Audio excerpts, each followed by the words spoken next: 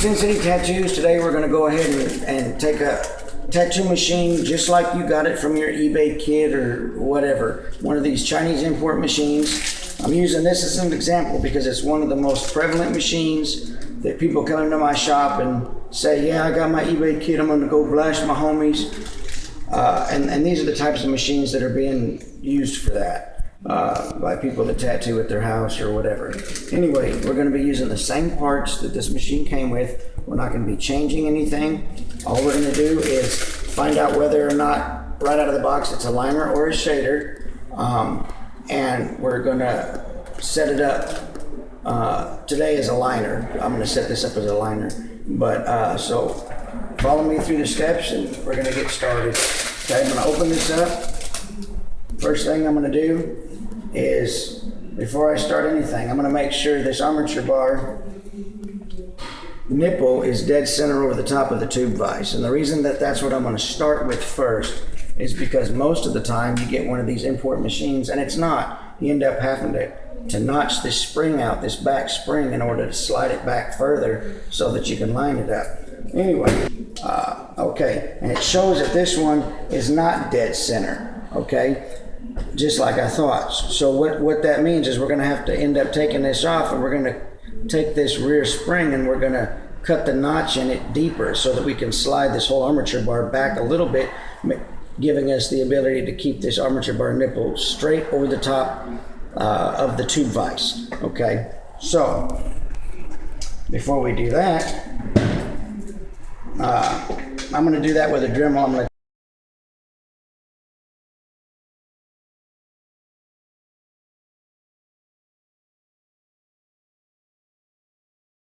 because if that's not lined up straight, you're not going to tattoo anyway.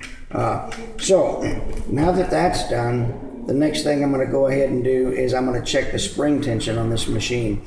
The only thing that makes a machine a liner or a shader is spring tension, not the gap in the contact screw in the front spring, not how many volts you're running your machine at, not how fast you move your hand. The only thing that makes a machine a liner or a shader is spring tension. And spring tension is measured from up here, but you get the spring tension from the rear spring. So what I'm going to do, tighten this tube vise down, keep everything dead center, okay? I'm going to go ahead, and this is so we don't get lost later, I'm going to tighten this down just a little bit where this is dead center, okay? The reason is because I've got more slot in my spring and I can go further back, but I'm going to take a marker and I'm going to create a line back here so I know where my bend point is, okay? You'll see what I'm talking about. Let's just snug this down. Okay, this is snug right at where this is top dead center. It sounds like I'm working on a car. Okay, this is nipple bar, or armature bar nipple is dead center over the tube vise. Okay, this is snug down. What I'm going to do now is I'm going to take a marker, okay, and I'm going to take on this round washer, which in my opinion should be a flat washer anyway, but we're going to create a bend point. That way when I take this apart and I turn it back, I know where to slide this and bend at, okay? Otherwise it's a guess. So, now that we've done that, let's loosen this back up, okay? We're going to spin this around, okay? Now we're going to slide this to the bend, to where that bend point is on there, okay? We're going to bend upward a little bit, okay? It was 250, I think, grams of tension, okay? Now, we're going to go ahead and snug this back up once I make double sure that we're back at the center, okay? Okay, back at the center. Go ahead and tighten this bad boy down. You don't have to over crank it, just don't have to put a welder on it neither, like I got it out of the bag. It's all super tight. Good Lord, Steve Austin couldn't loosen that shit. Okay, now, okay, we are over the center, and now we're going to check the grams of tension. This tool, by the way, you can buy it. I really recommend you buy it. Don't say, oh, I just do it by feel or I just bend it. Okay, that's random. You cannot guess 450 grams of tension just by bending it. You're not superhuman. Eliminate the randomness out of every equation if you can, and this does that. This eliminates the randomness. Okay? Remember I said 400 to 450 is a liner. Okay, look here. The armature bar just touches the front coil. Okay? We're right about 425. Right. Yeah, we're right about 425.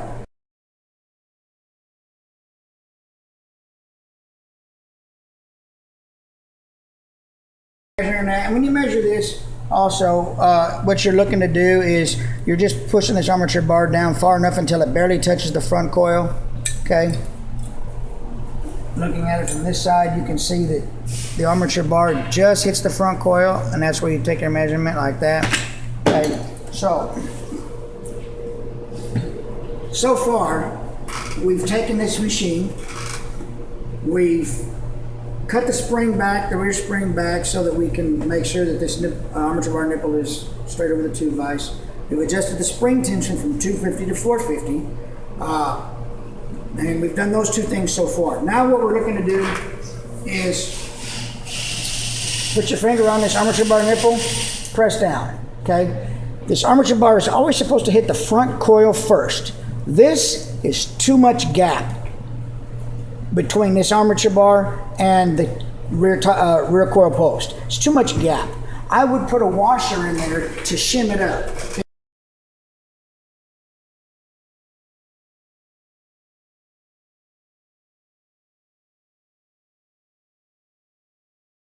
I would probably put a 1 on there. And, you know, matter of fact, I may do that now. No, I won't do that now. We're just going to do spring tension, okay? So, anyway, just be aware that when you do put this armature bar down, that rear coil gap between the top of the coil and the armature bar, you should be able to put a dollar bill in there and pull it down and grab it, but be loose enough to pull out. This, you could shove a damn book of matches through there and it'll pull out. Anyway, you know what? Let's take the coil off because I'm going to be ridiculous. It's going to bug me and it's not going to be right, and I want to do that. So let's go ahead and take the armature bar back off. I'm just being finicky, but I want this stuff to be right.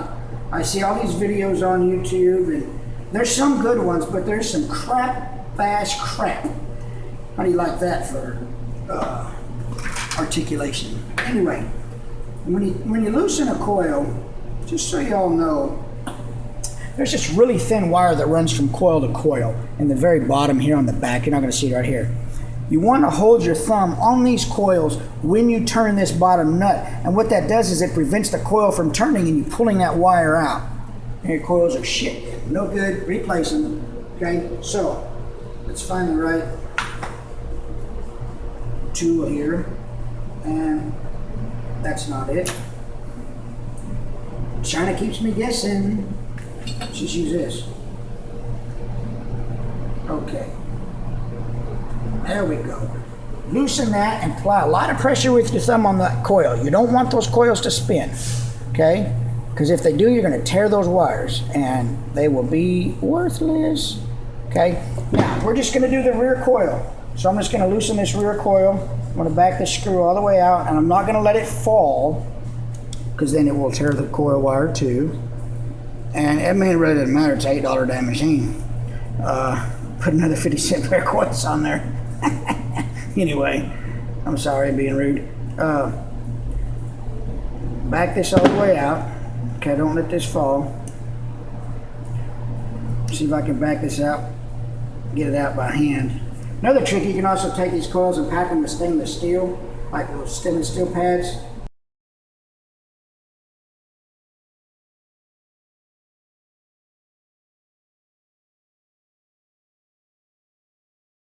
Okay,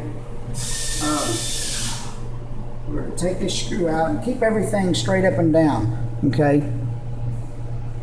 We're gonna take this screw out, and this part's kind of a pain in the butt, but it's necessary. If you want your equipment to perform correctly, you gotta take the steps in setting it up right.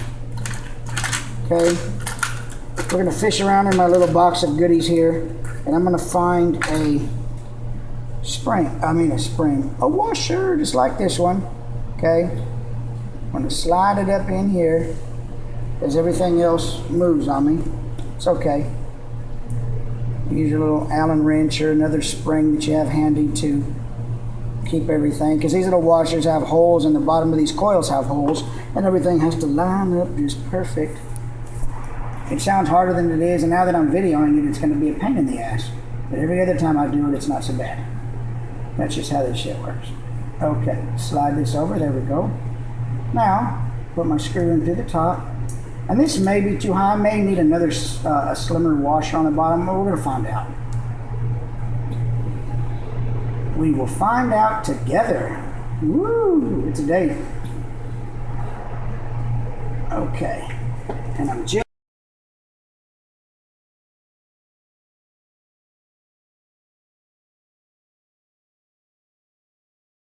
Right. Now we're going to go ahead and listen to this machine. Just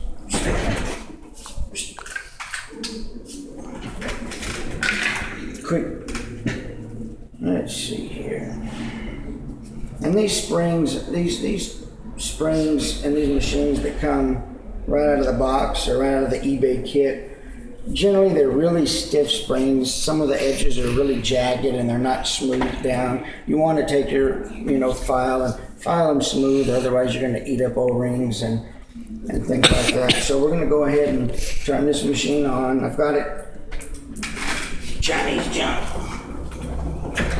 At some point you ought to take your machine, if you're using one of these little kit machines, take all the plastic off it and turn it over to metal parts. It's much better. Okay. Go ahead and turn this on.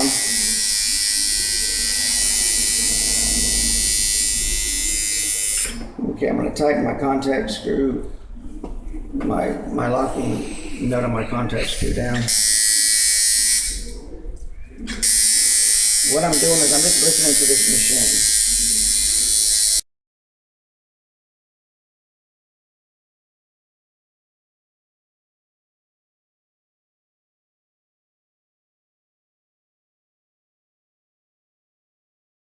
I'm talking about on that figure 8 and that loose figure, two separate circles, is right here. I'm going to show you real quick. As a liner, see the armature bar nipples right here in the grommet? You can see the little two circles on there. Okay. Now it's spread apart. Now it's two circles just barely touching. Okay, let me bring it in a little closer at more of an angle. Okay, spread apart. Now they're just touching. It's a tighter figure 8. That's what we're looking for. Okay.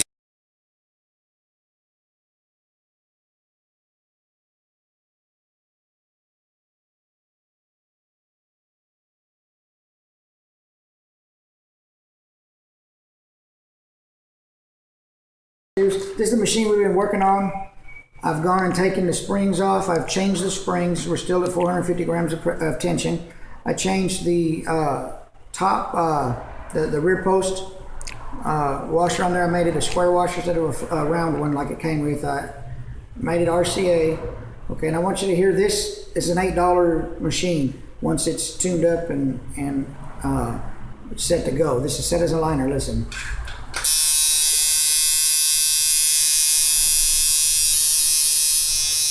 Sounds good, smooth, consistent. Okay, now we're going to take one right out of the bag, right out of the box, and show you how it sounds compared to this. Okay, follow me. This is one right out of the bag. Same machine. Okay, same everything, just brand new out of the bag. Okay, I've got to put a clip cord on it because it's not RCA, so. Let me swap this over real quick. Then we'll let y'all take a listen to it. Okay. I have no idea what the tensions are on this machine or anything like that. It's right out of the bag. It's brand new. Let's take a listen. I'm just going to leave the voltage the same, okay? Okay, yay. Sounds good. Give me a tad, homie. Anyway, let me see what the gap is on this. Even if I sped it up, it just doesn't sound, you know, it doesn't sound that swell, okay? Gap in the rear, zoom in on that. Gap in the rear coil in the top of the armature bar is way too much. Look at the gap on this one, okay? Much less gap on this one than it is on this one right out of the bag. Okay, these are the same machines. I just tuned this one up, adjusted the spring tensions, RCA converted it, and I know what this machine will do now. This machine here, good luck. That's why you got to pay somebody to do it unless you know how. Random equipment produces random results. That's it.